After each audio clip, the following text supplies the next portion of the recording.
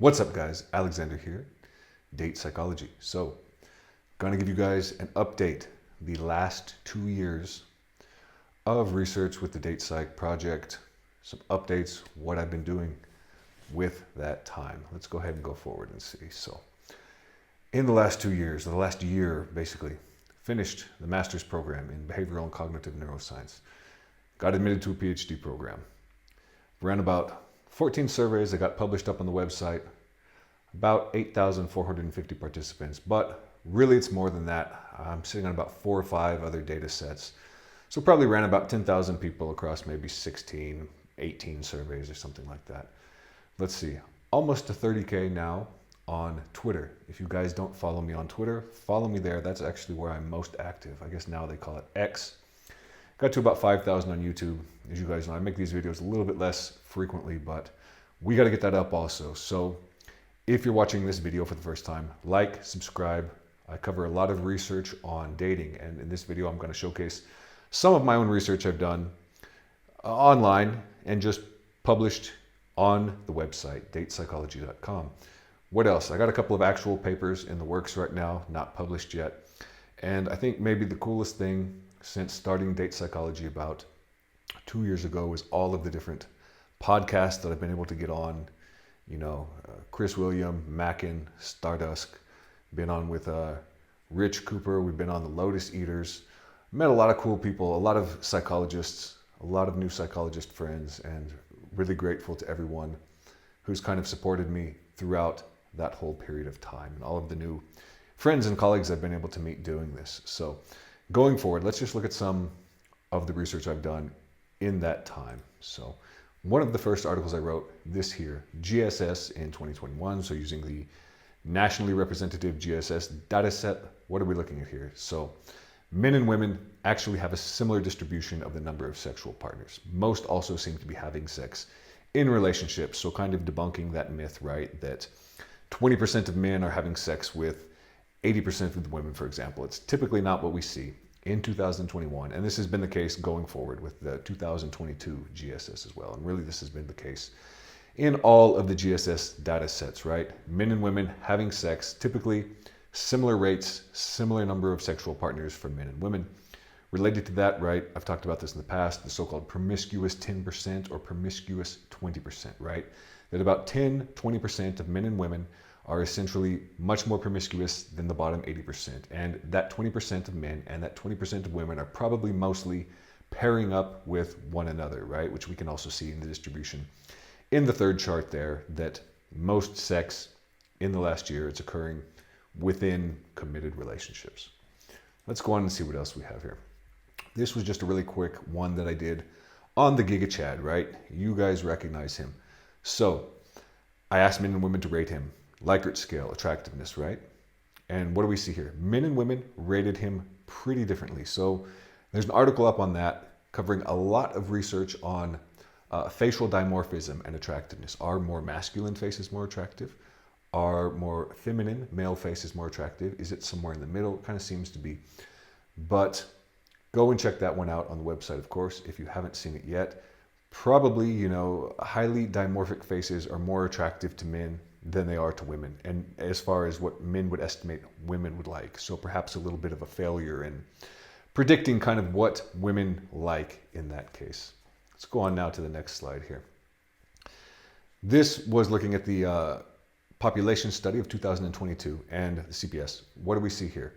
You know, there's kind of a narrative out there that being highly educated, particularly for women, is going to be associated with more divorce. It's the opposite. We actually see a very similar relationship between education and divorce and being single and all of that for men and women. The more educated you are, the more likely you are to be in a committed relationship, the less likely you are to be divorced, less likely you are to be widowed, so on and so forth. Let's go on now to the next one. This was using the Chicago Face database. I had about 1,000 participants rate these faces. And instead of just saying, you know, rate the face, which we did, of course, I also asked, how willing would you be to date this person? So it's just a binary yes or no. Now, these are faces that I selected that were already pre-rated in the Chicago Face database, kind of low ahead of time. So I made sure that they were low in attractiveness ratings, and the raters given by the raters matched the ratings very, very closely already in the Chicago Face database. Why is that? Well, there's some debate. Is beauty subjective? Is it universal? That sort of a thing. People tend to agree, at least a little bit, at least, on as far as an average is concerned, on how attractive a face is, basically. So what do we see here? Women indicate a substantially higher willingness to date an unattractive male face. And women also give higher ratings to these faces than men do. So men are a little bit more picky when it comes to dating an unattractive woman, perhaps counterintuitively, or at least that is what they say, right? If that's actually how it plays out in practice, well, maybe, maybe not. But one thing we do know is that women rate men, consistently. We see this in the OkCupid data set, very famous, that, gets memed all of the time. But we see this in other as well.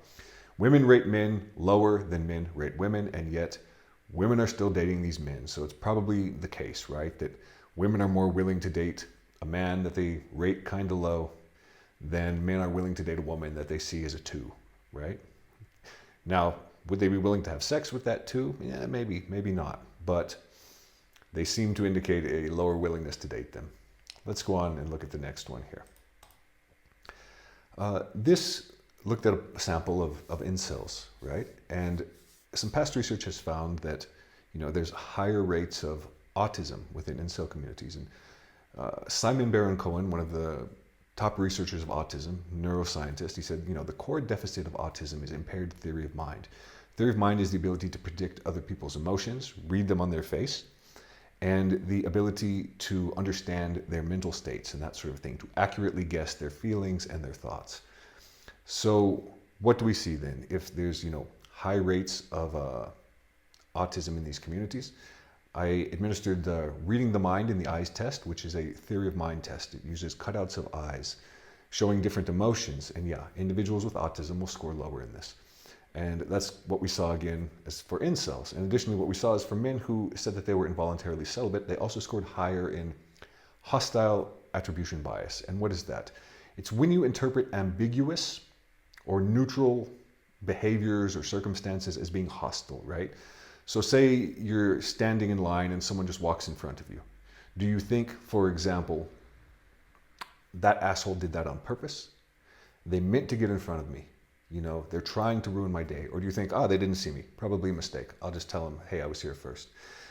People higher in hostile attribution bias would attribute more of a hostile intent to that. And that's kind of what we see in involuntarily celibates in this as well, which perhaps, is something you kind of see within those cultures as well, right? That ambiguous behavior from women, a woman doesn't look at them or whatever the case may be, it can be interpreted as, she hates me. She thinks I'm disgusting or something.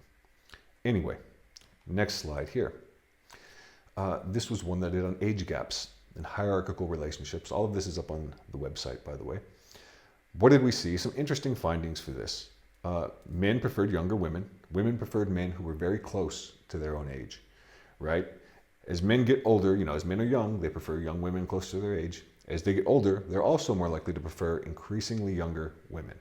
Although it doesn't seem to be the case, that a 60-year-old man is necessarily preferring someone who's 18, but they might prefer someone who's 40, right? A 30-year-old man might say they prefer someone who's 25, 22, something like that. Whereas women, it's pretty close. But when I looked at their actual past age gaps, I saw something a little bit different as well. And you can see that in the first chart here. Men reported having a past age gap very close to their ideal, right? About 4.5 years. Women, very different. Women said their ideal age gap was the man being 2 years older, but the average actual age gap, 8.4 years. So we're seeing kind of a difference in actual behavior than we are, or at least actual past behavior than we are from an ideal. And, there's a lot of question about that, revealed preferences versus stated preferences. But it does raise a question. If someone has had a large age gap, does that mean that it's their preference? If you marry someone who's a 4 because a 4 is all you can get, does that mean that a 4 is really your revealed preference? So this is something to consider, because often people say, look at actual behaviors, and you can't listen to what people say that they want, right? Because here we're seeing, women say they want a man who's very close. Men say they want a woman, who's much, much younger. But is that their real preference? it might actually be, right? Because we don't always get what we prefer. So different things there. Other findings in this, and again, I don't have it up on the chart here. Who disapproved of age gaps more? There's a lot of people that kind of guess at this, and they say older women prefer more because, they feel like the young women are stealing it. And there's other people that say young women dislike age gaps more. Older women dislike age gaps more because they think the young women are stealing, intersexual competition. Others say young women dislike age gaps more because age gaps, represent experiences they've had recently as far as like creepy old men hitting on them. But I didn't find any difference for old and young women, and I'm not sure that any other research has ever actually explored this. So when people say those things, I think they're kind of just guessing. What's actually going on here is that who really approved of these age gaps more? Older men, right? Who stands to benefit from larger age gaps? Older men. Who disapproved as much as women did? The youngest cohort of men, right? About 20 to 25 or so. So that might be where you see intersexual competition as far as age gaps are concerned. Women feel the same about them across the board, unless that woman has had a past age gap. If the woman has had a past age gap, she views age gap relationships much more favorably. So some selection bias there, right? People who like age gaps have age gap relationships. But that also kind of refutes the notion that, people who have had age gaps have learned from them that they're really bad. Doesn't seem to be the case. People who have had larger age gap relationships are more approving of them. Women, I should say.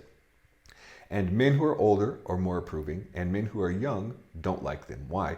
Well, perhaps older men do represent a threat as far as stealing younger women from the mate pool, right?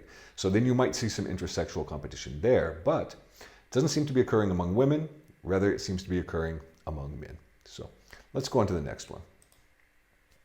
Here's one, just another sample of incels. I said, what is an incel? Because in the research, the way this is conceptualized, it's not consistent across the research, okay? Some studies pull from the big incel forums. Some can use just a sample of normal people and ask, are you an incel? Some could ask questions, for example, like, have you never had sex and you wanted to? So some different questions here. I said, are you an incel, or do you identify with incel subculture, right? I said, are you black-pilled, right? So black pill ideology. Are you involuntarily celibate? In that case, it's someone who I operationalized as not having had sex within the last 2 years, but who wants to. Involuntarily single, same. Someone who has never had a committed relationship, okay? No sex in the past 3 years, no sex in the past 1 year. So we see that these don't line up, right? Only 71%, well, I say only, 71% of incels say that they're black-pilled. So the black pill and incel, not exactly the same, right? 30% of incels say, nah, I'm not black-pilled, but I am an incel. Much lower if you ask, are you involuntarily celibate? Then it's much, much lower. Men will respond yes to this, but not be black-pilled, right? What about people who identify with incel subculture? Of the people who said they were black-pilled, only 37%, okay? What else?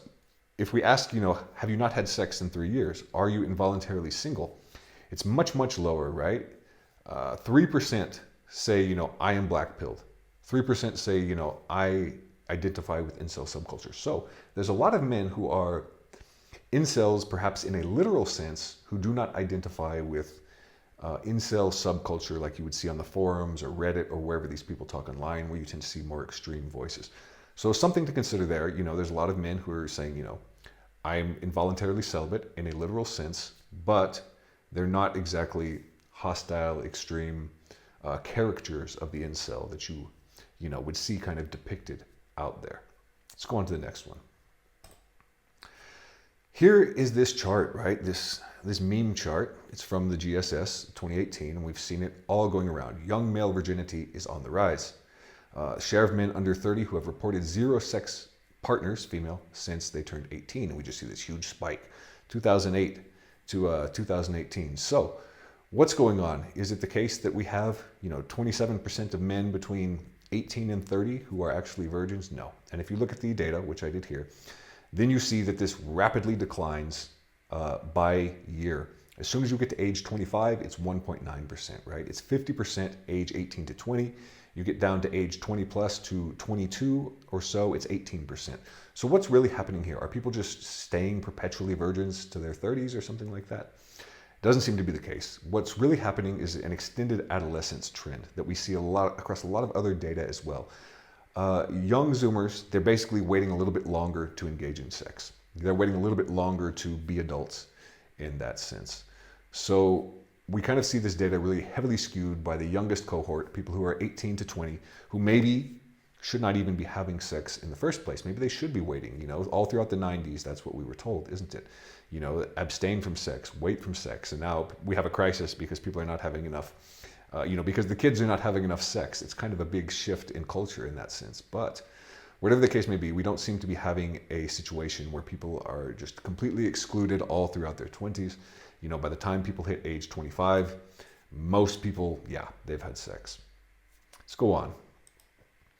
Here's a meta-analysis I did from all of the research on attractiveness that I could find, basically. Okay, you take all of these studies, you see the relationships, the effect size, and then you do the meta-analysis to compute what do all these studies say together. And this is about attractiveness ratings and sexual partner count, basically. Do more attractive people have more sexual partners? Turns out the relationship between sexual partner count over the lifetime and attractiveness is pretty low. It's about 0.14, so this is a very low correlation, okay? There's many variables that predict higher sexual partner count much better, such as alcohol use, okay? Being on a sports team in college. What else? Being high in dark triad traits, scoring high in measures of behavioral dominance. So there's many things that predict who's going to be more promiscuous as a man than attractiveness. Why might that be? Given that we know that attractiveness is a very robust predictor of initial romantic attraction and dating success, right? Much higher correlation there. Across, speed date studies, for example, you see about 0.4 to 0.5. So it's pretty good, pretty large for psychology, medium effect size by Cohen standards, but for psychology, pretty good. What's really going on? Well, it's probably the case that being more attractive does not necessarily make someone the caricature of a promiscuous Chad, right? Being much more attractive does not mean that a man is going to go out and pursue strictly casual sex. Imagine two men who are both a 9, okay, and one of them has high sociosexuality, the other, is much more oriented toward a monogamous relationship. After 10 years, one of them, can have a very high body count. One of them might have a body count of 1. Why? Because they got into a relationship and they stayed in that relationship. So, attractiveness, not that closely related to promiscuity in men. Let's go on. Here's one I did with vignettes where I described different men based on a few different constructs. Hostile sexism, benevolent sexism. Why did I pick those? Because perhaps contrary to, I think this would upset some feminists, benevolent sexism seems to be attractive to women. There's a lot of research on this. Again, I've written an article on aporia covering all of this research. Follow, look it up. Benevolent Sexism, Aporia, and subscribe to Aporia also. Great magazine. But hostile sexism is very unattractive to women. What is benevolent sexism? It's beliefs like men should hold the door for women. It's kind of like chivalry, okay? Like women should get on the lifeboat first. What is hostile sexism? Like women are taking all of our opportunities. The world is terrible because of women. I created a vignette that just describes a conventionally masculine man. And I also created a vignette that described a very egalitarian man. I described one that was kind of a manosphere caricature, right? Many beliefs held within the manosphere, and one that was someone who just basically a man who said, this is what he does. He doesn't care about feminism. He doesn't care about the manosphere or anything like that. And what do we see here? Basically the normie, right? The last one that doesn't care about anything. He doesn't have any ideology expressed in his behavior. He was the guy that was most attractive to women. Who was the guy who was least attractive to women? The manosphere character, right? What else do we see? The benevolent sexism, pretty high, not too much different from the more masculine man nor the more egalitarian man. The hostile sexist, lower, so consistent with past research, But, take a bunch of manosphere beliefs. They really seem to kind of be repellent to women. Let's go on and look at the next one. This was on risk aversion and dating. I asked men about approaching women. How many women have you approached in the last year? Some of you may have seen this already because it's kind of been discussed in some detail, right? One of the findings from this is that a large percentage of men have never approached a woman. I think it was about 25% of men up through their 30s, or I should say up through their mid-20s, have never approached a woman at all. And about 50, 60% of men, I believe, if I remember correctly, have not approached a woman in the past year. When I say approach, what do I mean? Because sometimes people hear this and they think it means like a cold approach, like a stranger on the street. No, this included like, have you asked, someone at work for a date? Have you asked someone at school for a date? Have you asked anyone that you have a hobby with for a date? So this is what would also be called, warm approaches, situations where it would be socially acceptable and normal and probably the person. Well, what do we see about, over 70% of women 18 to 30, and this is about the same even for younger women. If you look at like 18 to 25, it's also about 70%. They say they wished they would be approached by men more, but men are not approaching women. Why is that? Well, I looked at the men who never approached women and the men who did, and the men who have never approached a woman, they score higher on measures of risk aversion. Or I should say the men who have approached women actually score higher on measures of risk taking. So men who are not approaching women, they're more risk averse. This is a personality trait. There's some heritability of this here, right? What can be said about that? Yeah, men who are more afraid of taking the risk, not going to approach. Why do we see so many men not approaching? Well, that's part of the picture, not the entire picture. But if you look at men who have no fear of approaching, more likely to be risk takers. Men who are terrified of approaching and will not do it because they think, they're going to get Me Too'd or, they're going to get kicked off the campus or whatever. These are much more risk averse men. They're not risk takers. And related to that, one thing we know is that women find risk-taking behavior attractive. We know that people who do well and successful in life have a pretty good balance of risk-taking. They're not super averse. And also risk-taking is associated with antisocial behavior as well, right? Criminals, people high in the dark triad, that sort of thing as well. Much more likely to take risks. They don't feel that kind of fear, psychopaths and all of that. So there's, it's a double-edged sword, this risk-taking and this willingness to take risk. It can get you in trouble, and at the same time, it can pay off. So all things to consider. Let's go on. Next slide. There was a paper by Selmer and colleagues. It was just published recently. And it said, actually, incels are not the most misogynistic group. Who is? It's the Chads, right? How did they measure this? Well, they went on MTurk and they took a survey of men and they said, okay, we want to find men who are high in sociosexuality, who have had a high partner count, but who are, I guess I should say, low as well. Well, yeah. High sociosexuality, high partner count, low sociosexuality, low partner count, high sociosexuality, and a low partner count. And that's kind of the incels there. That's how they operationalized it. They say, okay, these are men high in sociosexuality, so they want to have sex, but they're not. And so that's kind of how they measured it. They didn't actually ask, are you incels, whatever the case may be. So this was finding here, it's not consistent with all of the past research, I think, on this topic, which indicates, okay, more hostile attitudes towards women emerge from men who are less successful with dating, right? Frustrated mating essentially drives hostile and negative attitudes toward women. This is perhaps more intuitive, and I think it's more consistent with the research that, if you're having good experiences with women, you're getting what you want from women, you're not going to hate women as much. If you are very frustrated and you don't get what you want from women and you're not having dating success, you're not having sex, then you're much more likely to develop negative attitudes towards women. And I mean, there's papers, like I said, past research showing this as well. So I did this a little bit different. They used two scales, this kind of hostility, they called their scale, they used in the paper, the extreme misogyny scale. I used that, and then I created another scale, and I called this the Chad scale. And why is that? Well, I asked men all about these different dating experiences, success with women, including sex, so similar to the original paper. And I also asked about physical appearance. Are you taller than most men? Are you more muscular than most men?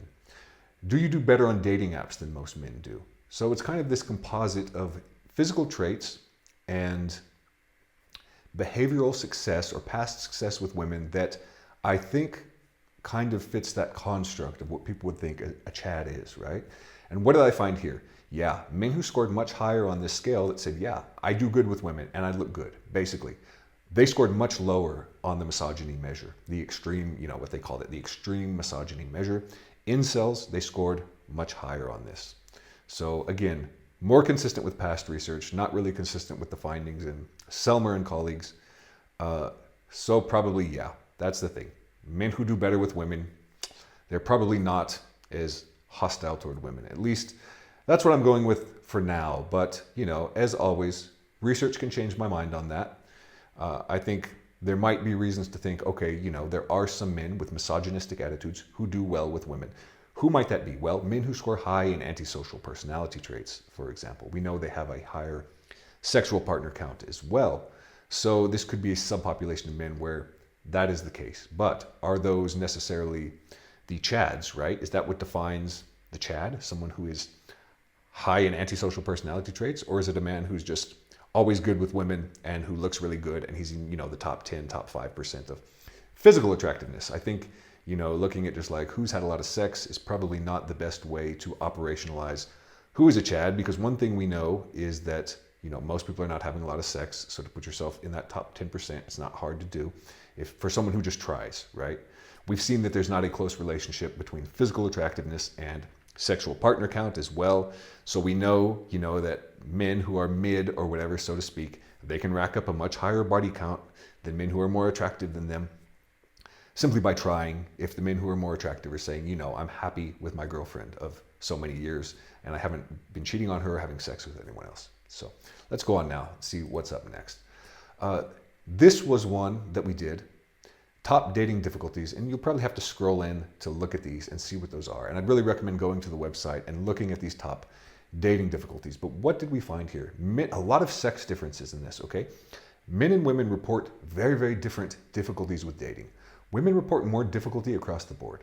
Why? Women probably have higher standards. It's more difficult for women to find everything that they want in a mate, but they're very different. Men were much more likely to report that they did or that they had difficulties, they did poorly on dating apps. Men were more likely to say they didn't have experience with dating, that kind of thing. And we also used a measure called locus of control. And we were going to see locus of control. What is that? Well, you can have an internal locus of control or an external locus of control. And the idea here is that when you have a more internal locus of control, you feel like you have more agency. Things in the world that happen, they happen because you caused that, right? If something bad happens, you're responsible for it. If something good happens, you did that, right? You do good grades in school, it's because you studied hard. Someone with an external locus of control thinks that things are out of their control. They don't have as much agency. If they got good grades, well, I just got lucky. The class happened to be easy, right? Something like that. Like, if I don't have a girlfriend, it's because, the situation just hasn't happened for me to have a girlfriend. Whereas, someone with a more internal locus of control might say, if I don't have a girlfriend, well, obviously it's because I have not been talking to girls all of this time or whatever, or like I'm not doing what I need to do to attract a woman, whatever the case may be. Someone with a more external locus of control might say, it's all out of my control. Women just don't like me due to forces outside of my control. It's not that one or the other is right or wrong, because sometimes things do happen because of forces out of your control. Right? And sometimes things do happen because you made them happen. So, it's not that this idea, maps up with reality always, but people who think they're in control might be more likely to make things happen. And what do we see here? Having a higher external locus of control, it was associated with more dating difficulties across the board. And again, see the article, because we looked at dating difficulties as far as like personal dating difficulties, like the problem is me, or other relating dating difficulties, like the problem is the other person. I can't find anyone else I like because they suck.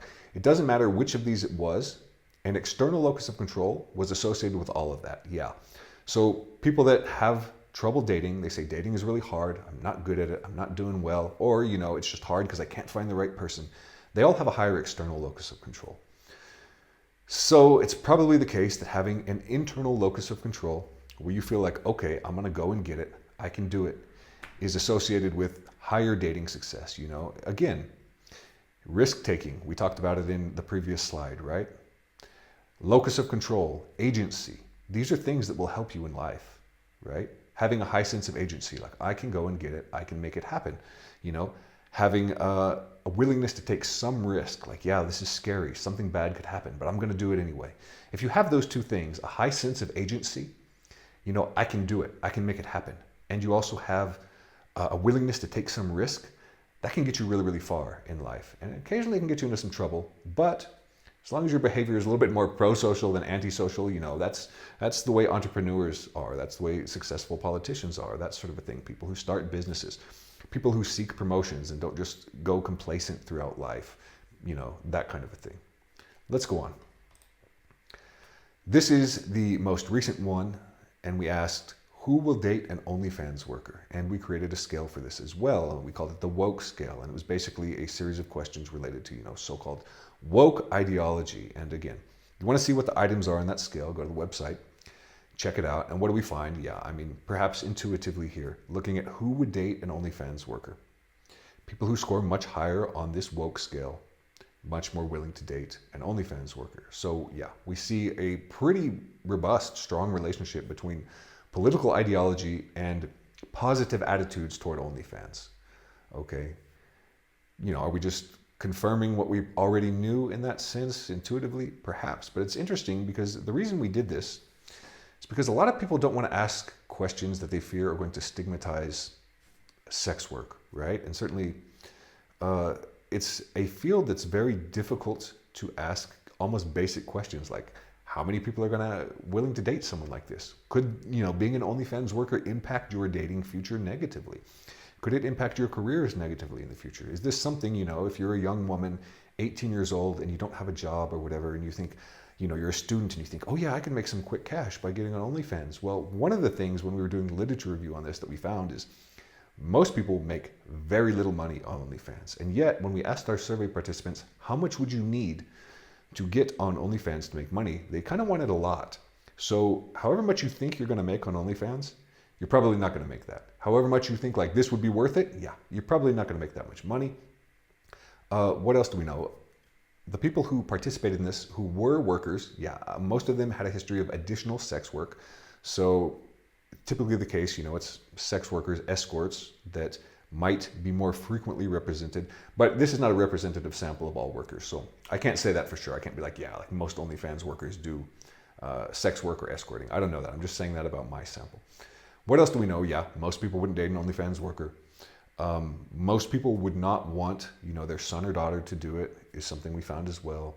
Most people thought that, it would impact your future career negatively. Most people said they would not marry a worker. We also asked about subscribers. And this is an interesting one, is that women viewed male OnlyFans subscribers worse than men viewed female OnlyFans workers. So if you are a male OnlyFans subscriber, you might want to consider that can be as stigmatizing to women for you as dating an OnlyFans worker is. So these are two things, that the opposite sex sees kind of negatively. We also asked about motivations for OnlyFans work. What were those? Did people view them differently? Well, most people said money. And the OnlyFans workers who took the survey, they also said money. That was the top motivation. Other things that you might see kind of associated with the woke, like, oh, it's sexually liberating or something. That wasn't a consistent finding. I think a lot of people did not think that was the case as far as the workers were concerned. But money was it. So why do people do it? Money. Do they make a lot of money doing it? Most people don't. How much money do they need? They say they need a lot, but they're not going to make that much. I don't know. I think the whole thing is, people can do what they want to do at the end of the day, obviously, but yeah, it's not a promising picture, kind of no matter what side of the debate you are on is, right? Like, you're probably not going to make much money doing it. It's going to be very stigmatizing to other people, whatever. It's something you might want to think twice about as far as a career is concerned. Anyway, that is it for this video. Recent research wrap up. Now, some additional news. I have a Patreon.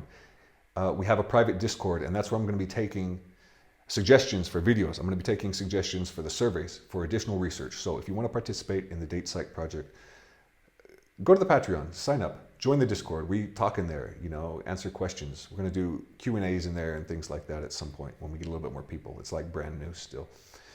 And there's also, if you just want to support the project, you don't want to join the Discord, yeah, go to Patreon, subscribe, support, please. And I have a newsletter. It's free. I'm going to put the links to both of these in the video. Sign up to the newsletter. I'm going to do a weekly newsletter. There's going to be abstracts. There's going to be summaries of research in this. There's going to be results from polls that I run and maybe some dating advice or whatever else interesting comes up throughout the week as far as new research is concerned, because I get a lot of notifications, like 100 notifications every single day for new papers. Can't post them all, can't make videos on them all, but some of them are interesting and some of them are going to go into this newsletter. It's free, so sign up, get that weekly bit of information. And aside from that, thank you for watching the video. Welcome to Date Psychology. Like, subscribe if you haven't yet, and I will make another for you very soon.